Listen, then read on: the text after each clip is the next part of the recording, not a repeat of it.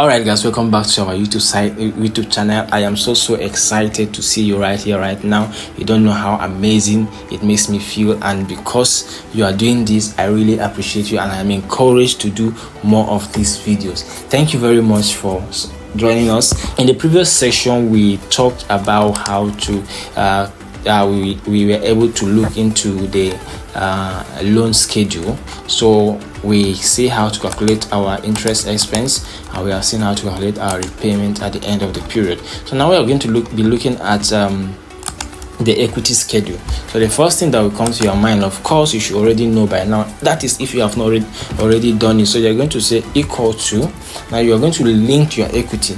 So you go to your input, you go up where you have your equity, and now you're going to say link. You're going to link your equity. And what is the dividend payout ratio? The dividend payout ratio is what you promise your investors that you're going to pay them at the end of every business period. That is, if you make any profit, of course. So we are going to link this. Now you're going to yes, you're going to link. You're going to say it's a link. So this is a link.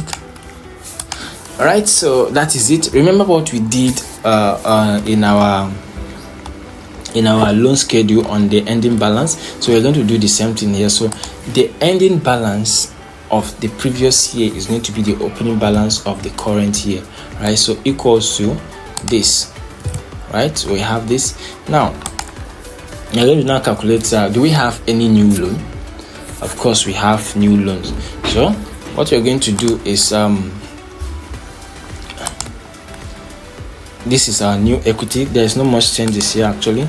So this is our new equity. You're going to say equals to, just link it and out this, enter. Then you can now click and drag. Oh no, this is not supposed to be. We are supposed to have only one value. Supposed to have only one value. Okay, it's correct. It's okay. Now, this is where we're going to do the most work on the equity side. That's the retained earnings, right? The retained earnings. Now, the retained earnings, we are going to now link again our dividend payout ratio. Dividend payout ratio, we are going to link it. Or better still, I'll just copy it so that I will have the same formatting and then link, right?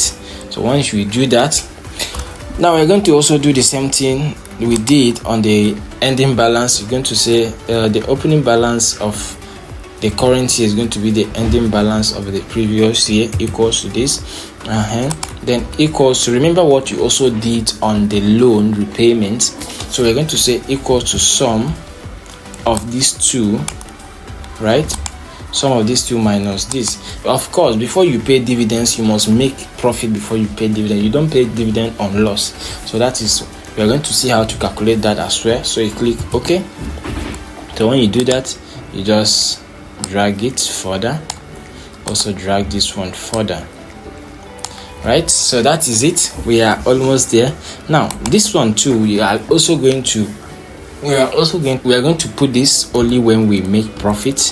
So this one is going to be, let's say we are going to give it a color that we differentiate it from others, meaning that we are still going to come back to it.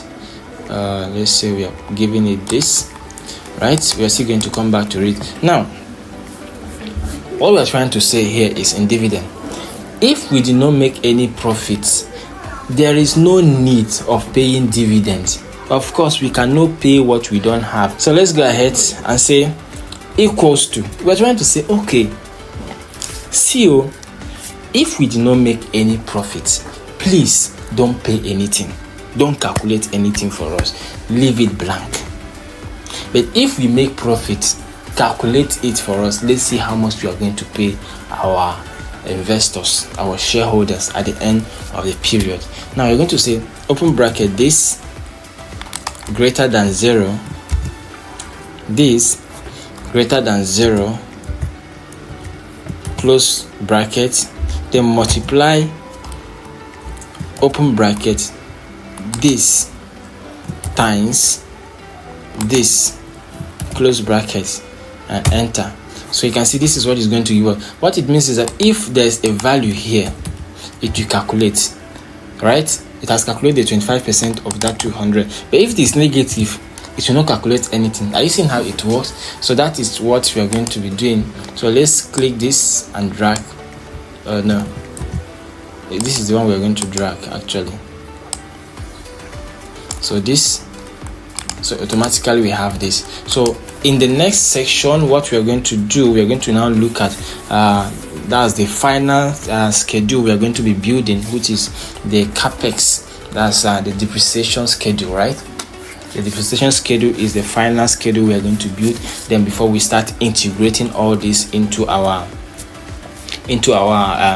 statements, that's financial statements, which is the statement of income and the statement of financial position, balance sheet, and we are going to now do the scenario analysis.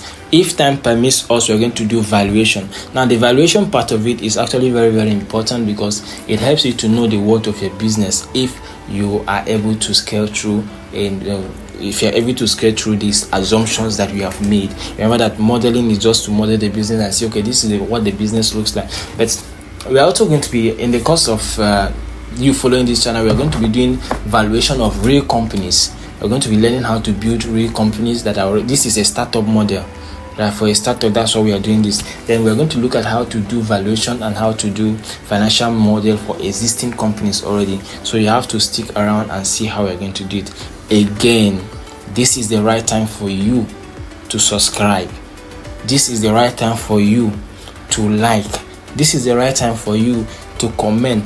Please and please do this because you're going to encourage us in a very big way.